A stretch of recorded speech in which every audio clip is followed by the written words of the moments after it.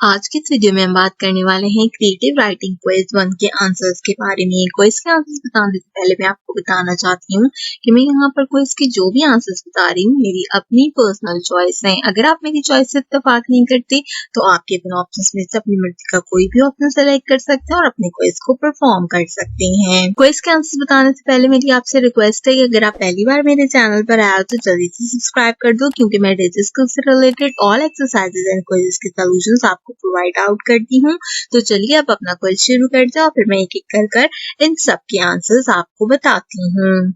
सबसे पहले बता दूं कि मैं ये क्विज 15 नवंबर को परफॉर्म आउट कर रही हूँ, तो आप जब भी किसी क्विज की वीडियो देखो तो मेक श्योर करो कि वो आपके ही बैच का रेलेवेंट क्विज होना चाहिए।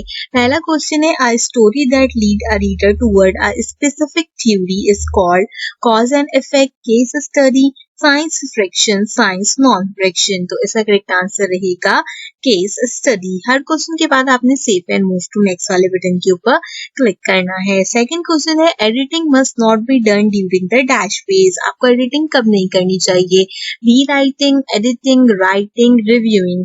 आपने बताना है कि आपको एडिटिंग कब नहीं करनी चाहिए। आपको जो है एडिटिंग राइटिंग के फेज में नहीं करनी चाहिए, क्योंकि पहले आप लिख लो और फिर लिखने के बाद जो है आप यहाँ पर एडिटिंग परफॉर्म कर सकते हो। Select the correct sentence. हमारा थर्ड क्वेश्चन है, let's eat grandma, let's eat grandma and let's eat grandma, let's eat grandma. तो यहाँ पर आप देखो लेट्स ईट एक लफ्ज है और ग्रैंडमा एक अलग लफ्ज है, तो हम यहाँ पर फुल स्टॉप वाले ऑप्शन के साथ जाएंगे। अगला क्वेश्चन है, choose the sentence that show correct parallelism. Over the weekends, you moved the lake, bake a cake, and was reading a book.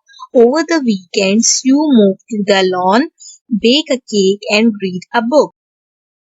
Over the weekend, she moved the lawn, bake a cake, and she read a book. Over the weekend, she engaged in lawn moving, cake baking, and read a book. तो यहाँ पे इसका correct answer ये वाला है। Again आपकी अपनी choice है, अगर आप चाहो तो आप अपनी मर्जी का कोई भी ऑप्शन सिलेक्ट कर सकते हो। Sentence structure can be correct by using correct dash, grammar, verbs, adverbs, noun. तो इसका करेक्ट आंसर रहेगा यहाँ पर वर्ब, या फिर हमें यहाँ पर जाना चाहिए ग्रामर के साथ, क्योंकि ग्रामर के अंदर सारी जितनी भी चीजें होती हैं वो काउंट आउट हो जाती हैं। अगला क्वेश्चन है, you can make use of synonym in your writing by improving your dash, vocabulary, punctuation, communication skill, research. तो इसका करेक्ट आंसर रहेगा वोकैबुलरी। और आगे के क्वेश्चंस के आंसर बताने से पहले मेरी आपसे रिक्वेस्ट है कि अगर आपने अब तक मेरा फेसबुक का ग्रुप जो कि महक आलमगीर DSTP 2.0 बैच 03 के नाम से अवेलेबल है नहीं ज्वाइन किया है तो इसका लिंक डिस्क्रिप्शन में, जल्दी से इस ग्रुप को ज्वाइन कर लो, क्योंकि मैं डिजिटल स्किल्स से रिलेटेड यहाँ पर भी आपको एक्सरसाइजेस एंड क्विजेस में हेल्प करती हूँ। साथ ही साथ मैं आपको एक चीज और बताना चाहती हूँ कि मेरा किसी भी किस्म का व्हाट्सएप के ऊपर कोई भी ग्रुप नहीं है। मेरे नाम पर बनाए गए सारे ग्रुप फिक्स हैं, तो अगर आप किसी भी इस तरीके के ग्रुप में ऐड हो तो खुद को वहां से रिमूव करो और उस ग्रुप को लाजमी रिपोर्ट करो। वापस चलते हैं अपने अगले क्वेश्चंस की तरफ। आगे चलते हैं अपने क्वेश्चंस की तरफ। तो हमारा क्वेश्चन नंबर 7 है, according to Malcolm Gladwell, hours, how many hours of deliberated practical are needed to be perfected anything? 5,000 hours, 10,000 hours, 7 hour और 1,000 hour। आपने इसका आंसर यहाँ पर बताना है। इसका करेक्ट आंसर रहेगा हमारे पास 10,000 hour according to Malcolm Gladwell. किसी भी चीज पे परफेक्ट होने के लिए आपको इतने आवर्स रिक्वायर्ड होते हैं।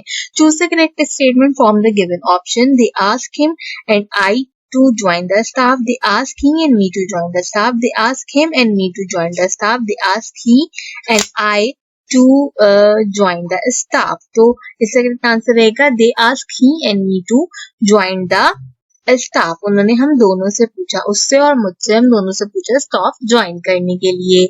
हमारा सेकंड लास्ट क्वेश्चन है यहाँ पे, विच of the following option can be a full sentence. इसका करेक्ट आंसर रहेगा हमारे पास वर्ब। अपने आखिरी क्वेश्चन की तरफ चलते हैं जो कि हमारे पास, which of the given punctuation mark can not be use to indicate a pause, comma, colon, semicolon और इक्लिप्स। आपने बताना है कि कौन सा ऐसा पंक्चुएशन मार्क्स है जो इंडिकेट क्या कहते हैं नहीं करता किसी भी पाउस को, तो वो होता है कॉमा। कॉमा के बाद हम अपनी बात को कंटिन्यू करते हैं।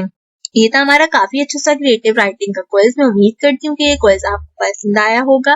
फिर से आपसे रिक्वेस्ट है कि अगर आप पहली बार मेरे चैनल पर आए हो तो जल्दी से सब्सक्राइब कर दो, बेल आइकन के बटन को ऑल पे प्रेस करना मत भूलो। क्रिएटिव राइटिंग के अलावा अगर आपको कोई और कोर्स है तो उससे रिलेटेड क्विज के सॉल्यूशंस भी मेरे चैनल पर अपलोड है, आप मेक श्योर करो कि उसे चेक करना बिल्कुल मत भूलो। आज की वीडियो के लिए बस इतना ही। आपसे मुलाकात करूंगी अगली वीडियो में किसी और अच्छे टॉपिक के साथ। तब तक के लिए मुझे दीजिए इजाजत।